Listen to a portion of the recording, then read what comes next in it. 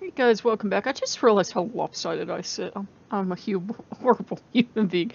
And I go slaughter the English language. Okay. I want to talk to you about synchronicity. Coincidence! It's kind of the same thing.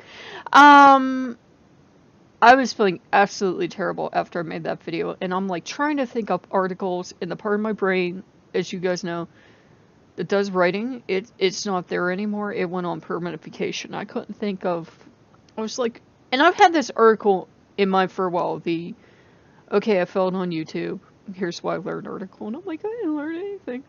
So I go to grab something to read, and I grab this old yoga magazine, and there's this article in here about synchronicity, synchronicity.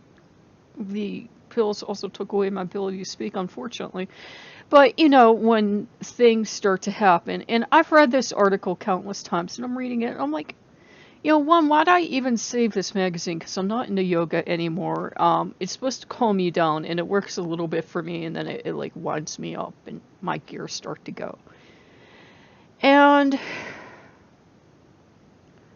I think, well, I'll take out the trash. I'll go walk outside a little tiny bit, and I'll take out the trash. And I took a little trash out, topped off my trash bag. Coming back in, and there's this black motorcycle coming down the street, and there's a van driving in front of it, driving super slow. And usually people drive past my house like C&D 500. And he's playing this song, and I thought about the article, and I'm like, well, I'll stop and I'll notice, because I'd seen like an insect tune, maybe a dragonfly or something, I don't know, I wasn't close enough to find out. And this motorcycle drives by and is playing this song, and I'm listening, and I'm like, I know this song. Why do I know this song? And if the van in front of it hadn't been slowing it down, it was kind of like a golden van, and I wish I had read the lettering on it, and maybe that would have helped us too. But it was playing this song, and it was going through like the instrumental part, the bridge. And then the guy started singing. I knew what the song was, and I got, even though it's way too hot out there for me, I got absolute chills. So I came back in, and I put on Queensryche, Silent Lucidity. I think it's actually about lucid dreaming, is what the dream is, what the song is about. I think, I'm not sure. But it's one of those songs that without fail, somehow Loki arranges to have it play for me. I'll either like be depressed and go in and put the radio on, for a bath, or it will pop up in a playlist, or it will be playing somewhere I am, but always at that right moment, this song pops up in my life. And basically, he's like talking to the child, which would be an appropriate way for Loki to address anyone. I'm not making a jab at his age. But, talking to his child, like, as a protector, kind of father figure, whatever. And saying that, you had a dream, and it was just a nightmare, and you had this nightmare about somebody leaving the game of life. And he goes on to say how he'll always be there to be protective, and such forth and such not, and that, I don't know if the rest of the dream is actually about, the rest of the song is actually about lucid dreaming, or it's about, on a more spiritual level that you could see without your eyes open, and so forth and so on. And he'll always be there, even if, like, to the child, it was like, he was absolutely there. The child couldn't sense him at all, and he's like, no, I'm always there, even when you don't sense me. I'm always there, and I'm always standing next to you. And I was getting the feels. So that was weird, and now I'm trying not to cry, because I'm like, dang, off the pills, I'm like hyper emotional. I could see like an ad for the Super Bowl, be like, yeah, I don't know what it meant. I don't know what it meant. I know it meant Loki will be with me, but I don't know that it meant keep going on YouTube. There you go, that's your thing. Or if it meant, if you really buckle down and try for a couple weeks, the writing would come back. Or, I have no idea what direction I'm supposed to go in. Sometimes Loki just gives you a hug and you still don't know what to do with your life. But, in a perfect world, I'd go up and buy a scratch-off ticket. I'd hit it big, and my monetary problems at least would be over. It'd still be a hot mess otherwise, but yeah. Um, I figured I would share that with you, and I had seen also, I didn't mention it in the previous video of, you guys know I adore wildlife rescue, and I love the one guy on there, and he's always the one to go out with the foxes. He has a good way with them, and this fox had gotten into a shop, and of course the poor little deer, he was frightened. He did not want caught, and he was like hopping on the bed, and hopping here and hopping there. And he got himself up on like a sample cabinet, and it had like samples of all this fabric in it, and the fox was absolutely terrified, did not want um caught. He was so scared he even had a poo on the carpet, and the people were amazing. The people that owned the place, they were amazing. They weren't like, get this mangy thing out of here and shoot it. No, they called wildlife rescue because they knew they would catch and release him. That they, if you call certain people, they'll just come in and kill the animal. But they knew he would catch him and release him. And the fox got himself trapped behind that cabinet, which was good because then he could actually be rescued. He was good in stock, kind of like I feel right now. But then, he was able to be rescued, and he was put in his box, like a capture box, like a cage, the plastic ones. And he was carried out and put in the back of the thing, and he was taken to not too far away. He lived right adjacent to the car park. So, in case you guys wonder why I have so many British words in my daily vocabulary, I like binge watch wildlife rescue. So, like, I know it sounds odd coming from an American, but it becomes faster to think car park than to try to translate it to parking lot and so forth and so on. Because I know what the word means. It's like I know what the boot of a car is. It's like it's easier to say that because I know what it is than to translate into English, or both English words. Anyhow, the fox was jumping around in the box and kind of celebrating because he knew he was going back to his patch, and they took him and they let him go in this nice little kind of wooded lane area, kind of adjacent to the car park. And the fox just went nuts. At first, he did the typical fox thing. He had his butt to the door, and he would not come out. And Simon just said, "Hey," and gave him a poke, and turned around, sipped out, was trotting around, very happy, very pleased. He knew what he was on about. And okay, this was disturbing coming from an American, but he was really happy. And he was back where he belonged. Now Back in the High Life again is playing in my mind. I swear to God, I think of music. Anyhow, I'll be alright. I needed to get that nightmare down on tape. I know I'm so old. There's no tape anymore, kitty. Um, um, unless you're a hipster. But I needed to get it down so I could have it down and kind of think about it. And obviously a lot of it was my mind puking all over the place. Sorry. But my mind felt sick and needed that out. And sometimes that's what a nightmare is. And that's all it is. Seriously, have Facebook really given me, like, it felt like, I think the price tag in the room was like $5,000 piece of equipment, and I could live in this virtual world all the time, and somehow it didn't cost me anything, and I could go eat everywhere I wanted and go on vacation. You people would never see me again. I mean, seriously, Facebook handed me that, you would never see me again. I mean, seriously, if I could be in Maui at this moment, and, like, chilling and doing stuff, you never see me. You don't see me now because of the VR. You'd see me even less.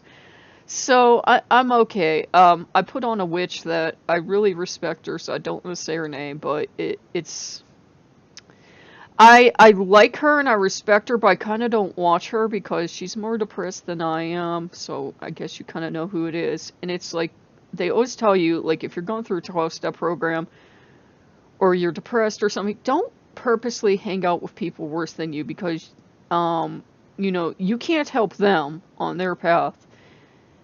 And because you haven't been trained, obviously, and if you're not careful, they can drag you down to their level on any kind of progress you made. It's not like they're saying don't ever give people a helping hand, but sometimes it's not good for you. Like if you're a recovering alcoholic and your friend's just not getting in the program, sometimes you have to, walk away from that friend and be like, okay, you've made your life choice and I'm not judging you, but for me, I've got to walk away. And it was funny that I was watching half of her video and then I went out to do this stuff. I read the article and I went out to do this stuff. And it's like, I empathize and sympathize with her because I do have the depression and I know what it's like. And we kind of both made the same video and you feel like you're slamming sideways into a wall at times. But at the same time, you can't live in that area. I know what it feels like, and it's kind of like misery loves company in a terrible kind of way. It does. It's like, not that you're happy someone else is suffering, but you're like, okay, someone gets it. Someone else is going through it. And I normally, and I still won't, I don't comment because I don't know this person, even though I've watched a lot of their videos. I don't know them. I know their videos. I know the persona that they show YouTube. As you all know, I swear like a pirate, so this is kind of like a persona. It's me, but I'm not giving my thoughts in the usual language I use, which is terrible. But, it was just one of those things, and it was interesting that disrupt happened. Now, I'll go back and I'll watch the rest of the video to see what I can glean from it, because it was kind of timely, but it kind of affirmed that the FNAF is not what I need to be doing at the moment, because instead of feeling nourished and everything, I feel stuck. I feel trapped in that. When I first started doing it, there were so many directions to go in and you could keep expanding, and I've like hit maximum expansion at this point and there's just nowhere to go. So I know that's not a thing to do, but I have to just kind of sit back, relax, kind of find my niche thing. Maybe do this channel more. I was even gonna open a third channel like I would solve things so I could get the VR out of my system and not be bothering you guys or bothering them with it. And you know what I mean? I know like it must seem like, oh my god, she's got this new toy. When is it gonna wear out? But I'm just so excited and I really do wish I could share it with all you guys. I think VR is one of those things, it's just so amazing that, they're starting to treat depression with it, they're starting to treat anxiety, a host of medical things. They even take it into old age homes and patients that are highly agitated and hostile and combative, and it changes their life, and it's amazing because they get excited and they can interact with things where they couldn't do it before. Now, it has to be specific. I can't, like, come galloping in with my VR headset and my thing and do it. These are very specific headsets that's all they play is their programming, and you have to be, like, therapist or whatever. But it's amazing what the field is starting to do. So yeah, I figured I would share that with you. But I needed to get the nightmare out there, and I needed to tell someone about the nightmare. I told Loki, but I needed to tell a human about it because you do need that connection. And sometimes on YouTube, people think, well, sometimes you can see it as being surrounded by people all day because you have your viewers that come in. But sometimes it can be really lonely too, because it's just you talking to the camera, and until you get that interact, until you get the views and you get the active conversations going, you can't feel alone. People that, I'm not comparing myself to a musician or anything, but people that tour can say it can be like a really lonely life. Like they're up there on stage and they're surrounded by all these people that came just to see them. The good, the bad, and the ugly, but still, for the most part, other than groupies and hangers-on, they're very much alone. They're very much, there has to be that disconnect. They can't just go out and hang out with the crowd that'll open them to legal nonsense and everything, and but in very much a sense that the more famous they are, the more they're alone. And it's true. They have to have that disconnect from the audience to keep to keep everything above board and such forth and such on. So it's something to reflect about. I mean, when you choose to be like a musician, or you choose to be an artist, or you choose to be a YouTuber, it can be a really lonely profession at times. And I'm usually as moody and fun as Bob Dylan, so it usually doesn't bother me, but I figured I would share that with you guys just to like look for the synchronicity. Oh my god, I got it right. That's my achievement of the day, to look for that in life. It can be really easy to say that it's all nonsense garbage, but hey, I had to quit, and I read that article in a magazine that I don't know why I have, because I don't do yoga anymore. Like, why do I still have a vegetarian or two magazine hanging around here? Because I look at vegetables and I'm like, oh.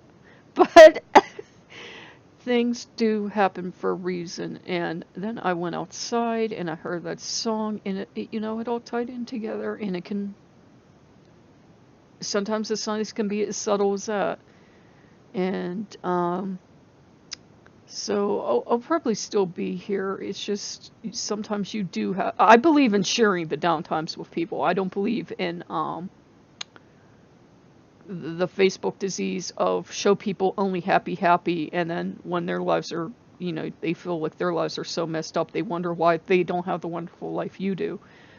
I believe showing you the good and the bad, so that you know that if you've been following along, or you're just starting to follow along now, that your life with Loki, there will be a lot of joys, but there will be sadness too. And that's okay. That's how a life should be. He's one of the gods a lot of people won't work with, because he can, I mean, if you have extremes already, you're going to always have extremes in your personality or emotions or whatever. But he's one of those gods that can sometimes pull us into even more extremes. And not for everyone.